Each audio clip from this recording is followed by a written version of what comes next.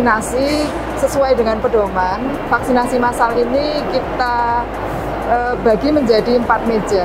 Meja 1 adalah meja registrasi, meja 2 adalah meja screening, meja 3 adalah meja penyuntikan, kemudian meja 4 adalah meja observasi.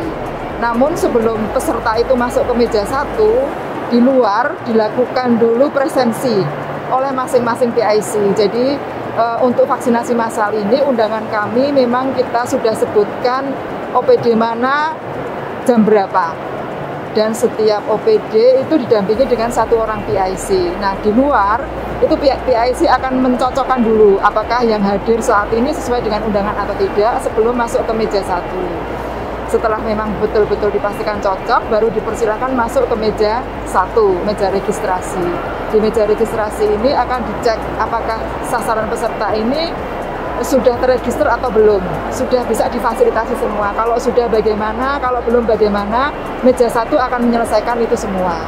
Kalau sudah masuk atau sudah terregistrasi, kemudian peserta dipersilahkan masuk ke meja 2. Meja 2 ini adalah meja screening, artinya si sasaran vaksin ini akan dilakukan screening, apakah yang bersangkutan itu rekomendasi atau tidak rekomendasi untuk diberikan vaksin.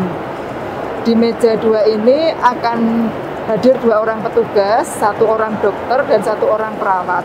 2 petugas ini nanti akan memastikan sasaran vaksin ini bisa divaksin atau tidak pada hari itu melalui beberapa pertanyaan atau screening. Dari pertanyaan-pertanyaan itu nanti bisa disimpulkan yang bersangkutan recommended atau tidak recommended untuk dilakukan vaksinasi. Di meja 2 atau meja screening itu kita sediakan meja konsultan. Di situ kita lenggahkan dokter spesialis penyakit dalam yang akan memberikan konsultasi apabila petugas di meja 2 ini menemui keraguan-keraguan.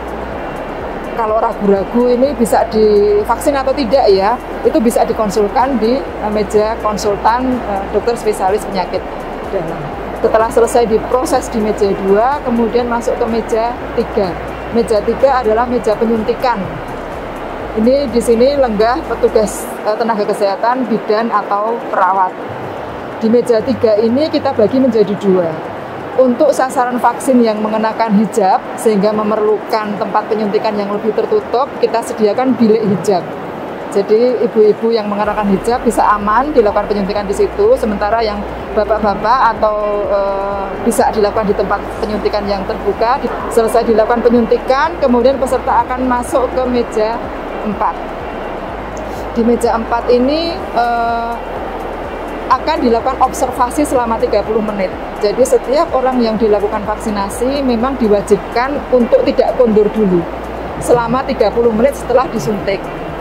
Mereka kemudian akan dilenggahkan di meja 4 untuk dilakukan observasi, diamati. Kalau terjadi sesuatu, maka akan dikonsulkan ke meja konsultasi meja 4. Di meja 4 kita lengkapi dengan para tenaga kesehatan yang sudah kompeten dalam situasi kegawat daruratan. Di meja 4 kita sediakan dokter spesialis anestesi, perawat gawat darurat, kita sediakan ambulan gawat darurat juga. Sehingga bila terjadi sesuatu segera bisa kita tangani dengan baik. Kemudian apabila semua berjalan dengan normal, maka selesai, pasien sudah tercatat, sudah dilakukan vaksinasi, kemudian kartu vaksinasinya diberikan dan yang bersangkutan dibolehkan pulang.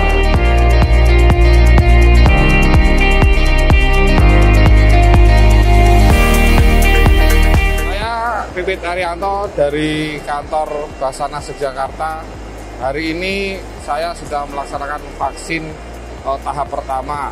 Tidak ada efek samping, tidak sakit atau tidak ada kendala apapun, semuanya lancar. Dan untuk masyarakat yang belum divaksin, ayo kita bersama-sama melaksanakan vaksin dari program pemerintah ini agar kita dapat terhindar dari virus COVID-19. Saya Siti Solihah dari ASN di Kabupaten Magelang. Alhamdulillah ini saya sudah vaksin. Memang sebelumnya aku juga mau divaksin ya, karena ini sesuatu yang baru dan banyak isu yang ada di luaran. Tapi ketika kita sudah banyak baca artikel dan kita sudah mantap, ternyata alhamdulillah sudah bisa divaksin dan kami sudah sangat-sangat senang. Semoga sehat selalu.